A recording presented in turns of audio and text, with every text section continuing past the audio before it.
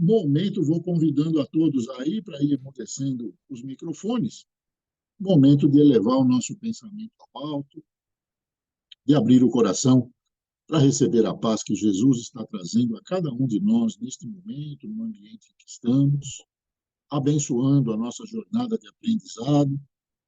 E a paz de Jesus, além da serenidade no coração, nos traz a harmonia com as equipes espirituais que ele trouxe ao nosso encontro, esses amigos e amigas espirituais que aqui estão organizados, como sempre, na forma de correntes espirituais, fraternidades, caravanas.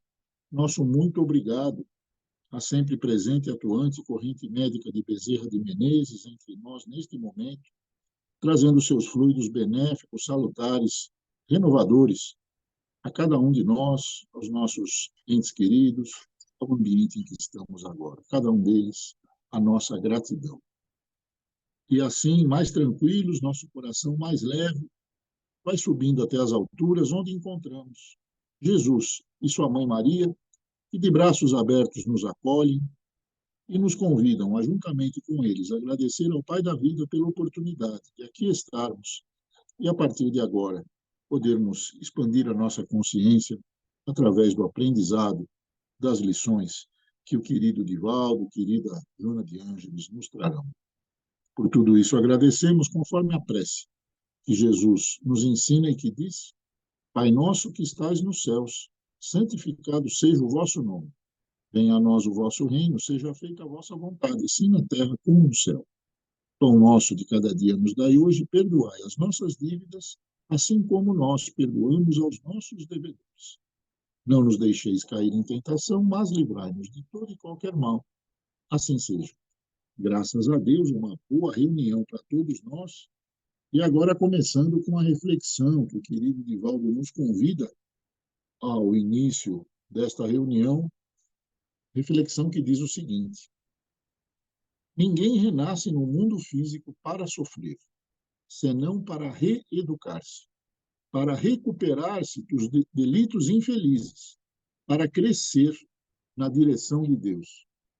E essa reflexão ela vem diretamente ligada, né, ao que nós tivemos chance de comentar lá na preparação, agora há pouco, né, a nossa sintonia com espíritos, né, que nos foram companheiros no pretérito, pode ser repetida agora, ou podemos realinhar o nosso padrão de escolhas, né, e nos afinizarmos com novas e melhores companhias. Então, sofrimento faz parte da caminhada de cada um, independente da forma como ele surge, porque o sofrimento, para as almas que estão com o coração voltado ao progresso, toda forma de sofrimento que aparece, de dor, surge na forma de ferramenta de reeducação para nós. E aí, a gente pode... Tem muita gente que fala, então espírita não sofre. Pô, se sofre. A questão é a velocidade em que permanece no sofrimento ou a velocidade que passa por esta e tantas outras situações da vida, né? E aí o determinante, o que é? O coração, se está mais leve ou mais pesado.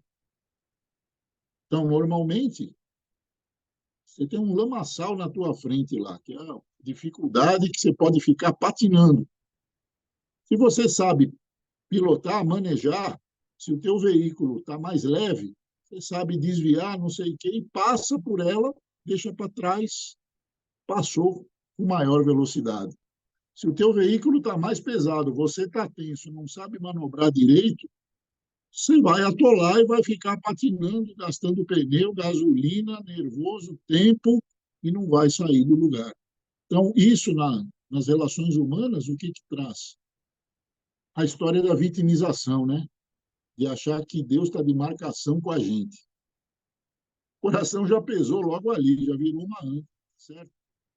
Pô, pai, me ajuda. Eu sei que eu tenho que passar por isso, que não dá para desviar, mas me ajuda. Quero sair dessa. Ilumina meu coração, meu caminho. Quando você vê, já passou, né?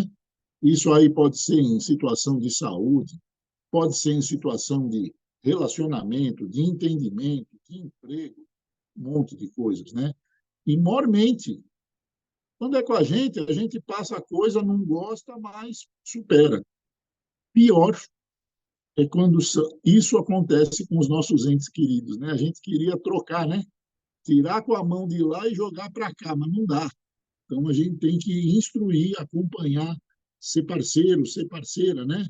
Principalmente da juventude aí, que é um momento complicado, né? A construção da pessoa nova, né? E o desligamento da pessoa. Bom, então, como eu dizia, o Adolescência e Vida, ele veio a público em 1997, 25 capítulos, 160 páginas, né?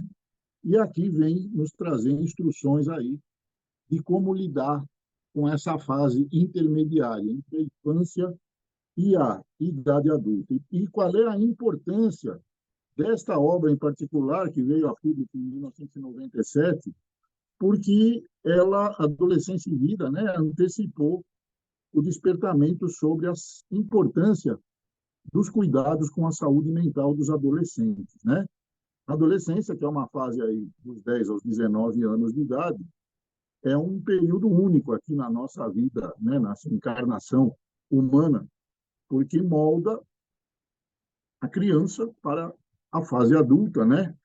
E tem aí conquistas, desafios, processos kármicos, reencarnatórios, tudo num pacote só. E não raro, os jovens, né, na etapa da adolescência, dos 10 aos 19 anos, experimentam mudanças não apenas físicas, né, sociais, emocionais, exposição à pobreza, ao abuso de várias formas, à violência de várias formas, muitas vezes separação de pais no período da adolescência, né, e outras situações que acaba culminando, né, na vulnerabilidade psíquica, né, de cada um deles que gera as questões vinculadas à saúde mental.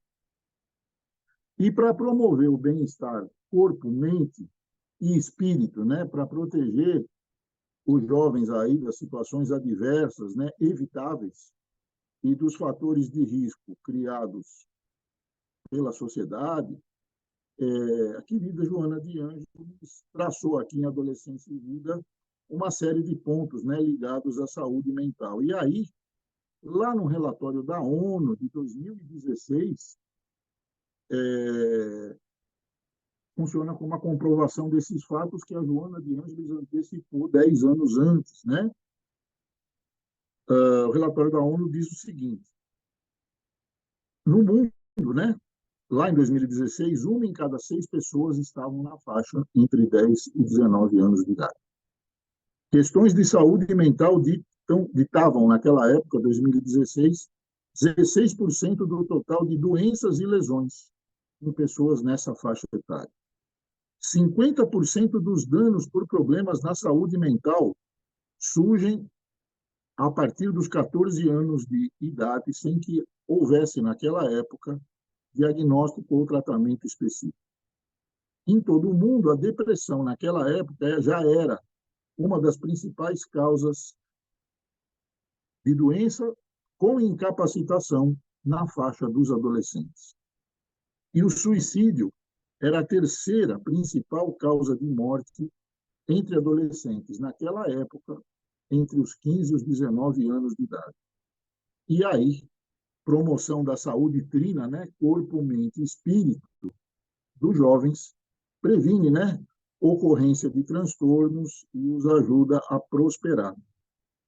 E aí, Joana de Ângeles destaca aí alguns fatores primordiais, né, para a saúde aí mental dos jovens, como a adoção de padrões de sono saudáveis, passar a noite no videogame, trocar o dia pela noite, é negativo.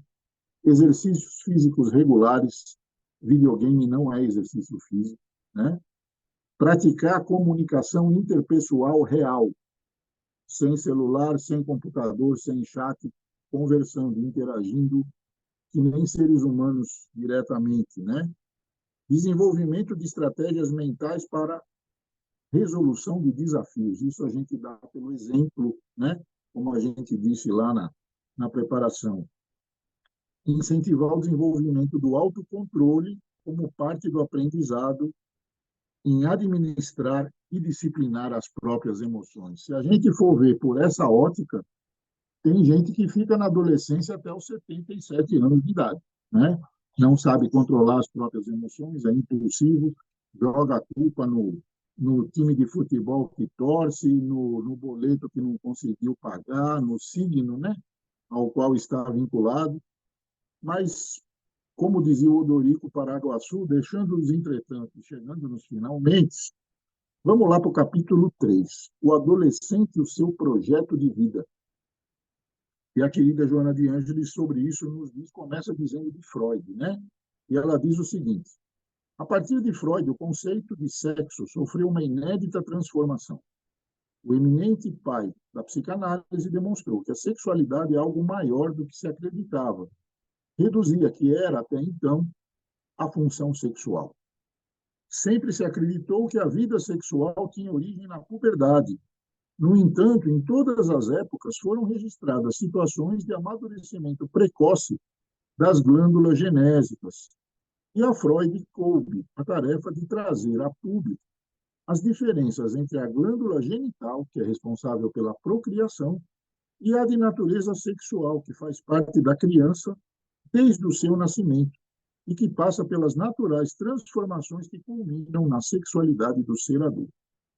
Ainda para Freud, a função de natureza sexual é resultado da aglutinação de diversos instintos, heranças naturais no trânsito do ser pelas fases primárias da vida, nas quais houve predominância da natureza animal e instintiva, que se vão transformando, organizando e completando até alcançarem o momento da reprodução. Trata-se, portanto, de uma força interior que se desenvolve no ser humano e quase o domina por inteiro, estabelecendo normas de conduta e de atividade que o fazem feliz ou desventurado, saudável ou enfermo. É no período da adolescência que se determinam os programas, os projetos de vida, que se efetivarão ou não, de acordo com o estado emocional do jovem. Convencionou-se que esses programas devem ser estruturados na visão imediatista de juntar fortuna, desfrutar o máximo de conforto material, possuir bens e, através deles, sentir-se seguro e poderoso. Porém, o ser humano se destina a patamares bem além do simples materialismo, o equilíbrio interior, o domínio de si mesmo, o idealismo, a harmonia pessoal, a boa estrutura psíquica e os recursos materiais para realizar. Pequena pausa. Educar não é só dizer sim, tem a hora do não também. Disciplina a gente não adquire só quando a vida nos diz sim. Muitas vezes tem que saber a hora de esperar. Então, vou dar um exemplo, né? Duas situações. Uma muito comum na sociedade, infelizmente. Um casal casa, nem sempre com a maturidade necessária, tal, se desenvolve na vida, tem um determinado sucesso, né, no campo profissional, tem filhos, mas não tem a maturidade. Aí, ou ele ou ela resolvem separar, ou os dois resolvem, ou dá briga, alguma coisa acontece, o casal se separa. Só que os filhos não têm culpa do desentendimento do casal. Se o casal tem cabeça de pensar nos filhos, vão se manter amigos, né? E aí, casas separadas, convivência, horários, vida familiar, um pouco diferente, mas ainda harmônico. Há casais que um quer se vingar do outro e bota os filhos como trincheira no meio, né?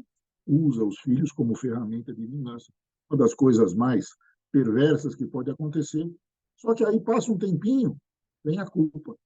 E aí, para compensar essa falta de convivência familiar, dado que os ex-cônjuges, né, não conseguem ter o mínimo de amizade, de relacionamento, começa a dar dinheiro para compensar o filho, a filha, né, aquele relacionamento que não tem, aí vai mimando o jovem, a jovem, desenvolvendo neles o poder de consumismo, de comprar de repor o coração vazio com uma vida confortável, com tudo aquilo que quer, videogame, brinquedo, viagem, seja lá o que for. Uma outra situação, 3 filhos, né? Do lado de cada telinha. Cada um queria suas coisas na adolescência.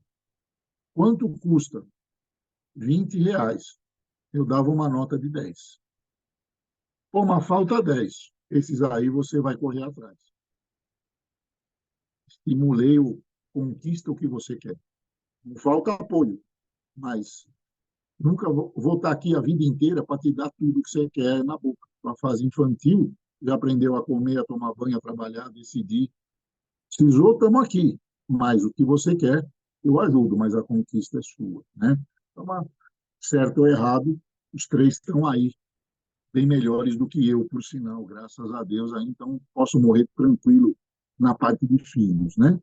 E dando sequência aqui na questão da adolescente e seu projeto de vida, capítulo 3.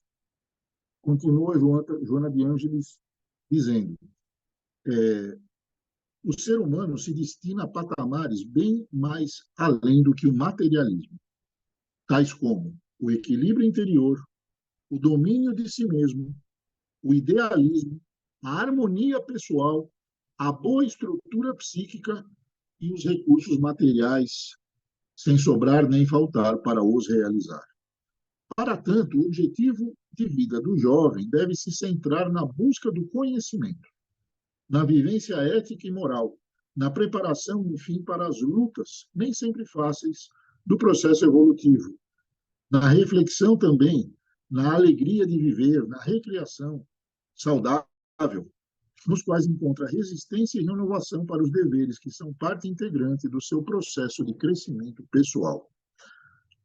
Somente quem se dispõe a administrar os desafios consegue planar acima das dificuldades, as quais sempre adquirem o significado que atribuímos a ela. Está aí. Importantíssimo, vou repetir.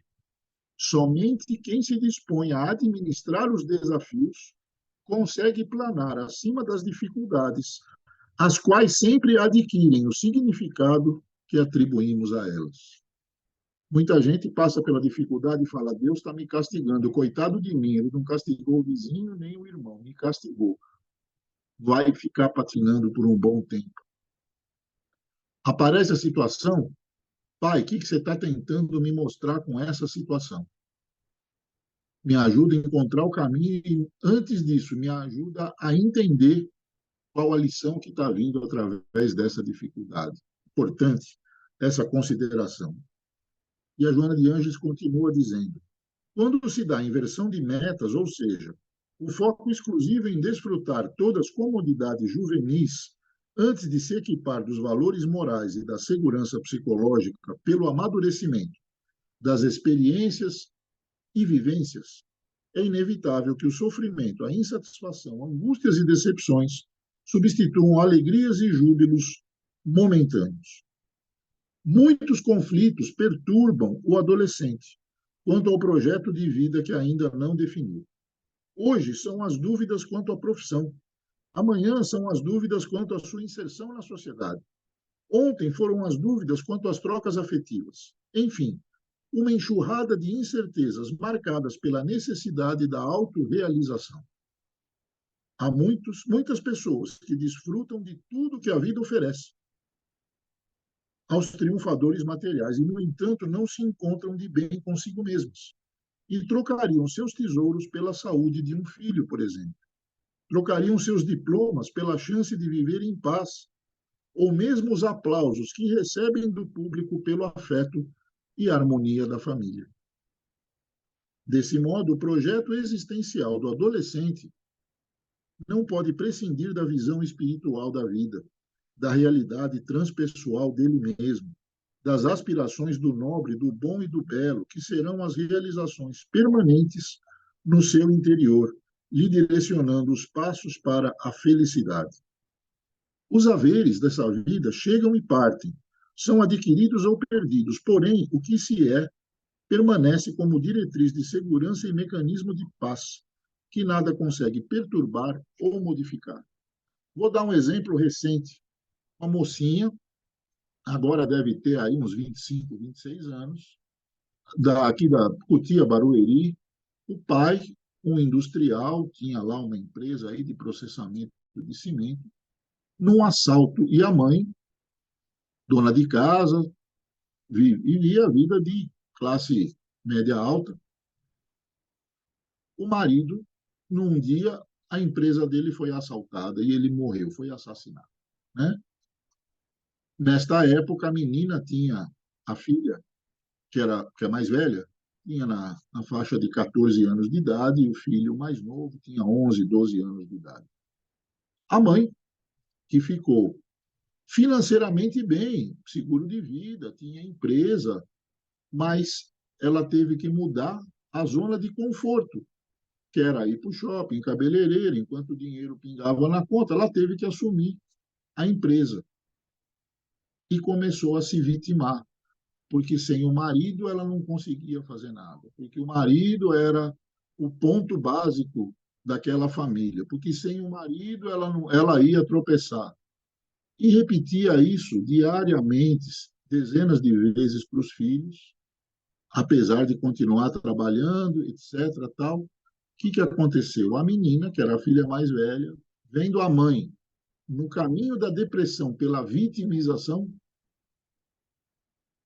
mudou as amizades que ela tinha, juntou-se com amizades erradas, a ponto de mudar da escola, de uma escola particular que frequentava para uma escola pública, começou a andar com gente da pior espécie e se tornou traficante de drogas. E foi presa na Cracolândia alguns anos depois, grávida. Aí que a mãe teve que arregaçar a manga, que não arregaçou antes, cuidar da filha, do filho mais novo, dos negócios. Quer dizer, então, muitas vezes a vida nos cobra quando a gente não toma atitude, não toma ação no momento em que a situação exige, né? Então, muitas vezes a gente, através do mecanismo da vitimização, de achar que Deus está sabotando, ante uma situação difícil, né? Quer dizer, a perda de um ente querido, um chefe de família, mas as coisas acontecem para nos testar. E aí, no momento da dificuldade, segurar na mão de Deus poderosa, que está sempre ao nosso lado, invisível, a gente supera a dificuldade, aprende e ensina a superar do mesmo jeito. Senão, a gente vai que nem prego para o fundo da lagoa, né? Nenhum passarinho me disse, mas eu acho que está quase na hora da gente, apesar do break que deu aí, 4 minutos. 4 minutos. Então, vamos dar um break agora. Você viu que o que eu precisava era reiniciar o celular aqui. Com isso, todos os obsessores cibernéticos se foram. E aí polarizou positivamente aí, né, Hugão? Então, vou convidando a todos para emudecerem aí os microfones. Momento de elevar o nosso pensamento ao alto, agradecidos que estamos pelas instruções, pelo fortalecimento de energias, de conceitos que estamos recebendo através de Jesus, da querida Joana de Ângeles, do querido Divaldo, neste momento. E, juntamente com a nossa gratidão, somamos as nossas vibrações por aqueles que sofrem, por aqueles companheiros e companheiras que não tiveram oportunidade de estar conosco na jornada de hoje, por aqueles que neste momento jazem em leitos de hospitais, em celas de prisão, em centros cirúrgicos, para aqueles que jazem na erraticidade, ignorando ainda a força do amor, o poder do perdão, para os lares que não encontram harmonia, para os corações que não encontram a paz. É na direção deles que reunimos no centro desta corrente, neste momento, estas energias que, na forma de vibração singela, colocamos aos pés de Jesus, oferecendo para que elas, com a permissão de Jesus, possam ser encaminhadas às equipes socorristas que tantos lenitivos distribuem aos necessitados da terra neste momento. Graças a Deus. E juntamente com as nossas vibrações, com a nossa gratidão, momento de elevar o nosso louvor ao Pai, através da prece que Jesus nos ensina e que diz: Pai nosso que estás nos céus, santificado seja o vosso nome. Venha a nós o vosso reino, seja feita a vossa vontade, assim na terra como no céu. O pão nosso de cada dia nos dai hoje, e perdoai as nossas dívidas, assim como nós perdoamos aos nossos devedores. Não nos deixeis cair em tentação, mas livrai-nos de todo e qualquer mal. Assim seja. Graças a Deus. Deu tempo, Santo Hugo, estamos ficando bom nisso. Agora o Santo Hugo vai promover o nosso desencarne virtual. Voltamos na sequência. Quanto isso, suco de abacaxi. Saúde. Só não faz crescer cabelo, o resto ajuda. Até já. Tchau, Gão. Dedo no gatilho aí, Hugão. Até já.